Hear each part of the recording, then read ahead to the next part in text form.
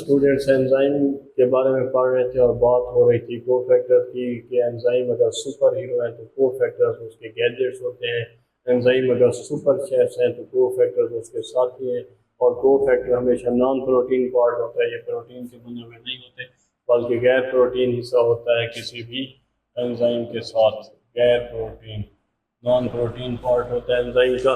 और कोफैक्टर्स दो तरह के होते हैं, ऑर्गेनिक कोफैक्टर और इनऑर्गेनिक कोफैक्टर। ऑर्गेनिक और इनऑर्गेनिक।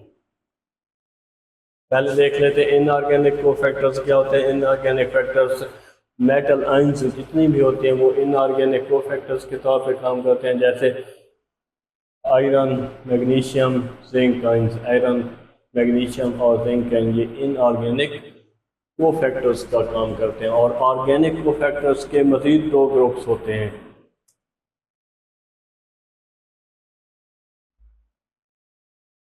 प्रोस्थेटिक ग्रुप और कोएंजाइम। प्रोस्थेटिक ग्रुप क्या होता है, अगर जो नॉन प्रोटीन पार्ट है वो एंजाइम के साथ कम्प्लेक्स अटैचमेंट बना ले। कम्प्लेक्स अटैचमेंट,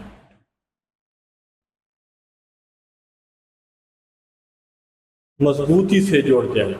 अगर कोई भी ऑर्गेनिक कोफैक्टर एंजाइम के साथ मजबूती से जुड़ जाए, ये याद रखें आपने, यहीं से डेफिनेशन का एक कंसेप्ट बना लेना है।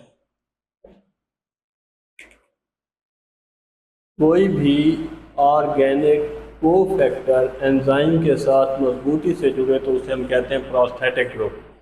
अगर कोफैक्टर एंजाइम के साथ लूज अटैचमेंट बनाए, कमज़ोर बॉन्ड बनाए, तो उसे हम कहेंगे को एंजाइम। कोई भी कोफैक्टर एंजाइम के साथ कमज़ोर बॉन्ड, लूज अटैचमेंट रखे, कमज़ोर बॉन्ड बना ले, तो उसे हम कहेंगे ये क्या है, को एंजाइम।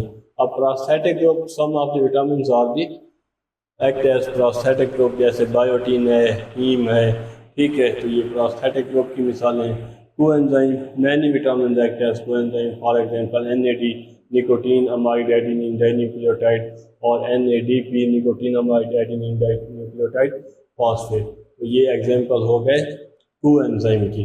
एक बार दोबारा से इसे समझने की कोशिश करते हैं। जो कोफैक्टर्स होते हैं ये गैर प्रोटीन, नॉन प्रोटीन पार्ट होते हैं, एंजाइम के साथी होते हैं। दो तरह के, organic cofactor, inorganic cofactor. Inorganic cofactor में metal ions, iron, magnesium, zinc शामिल है।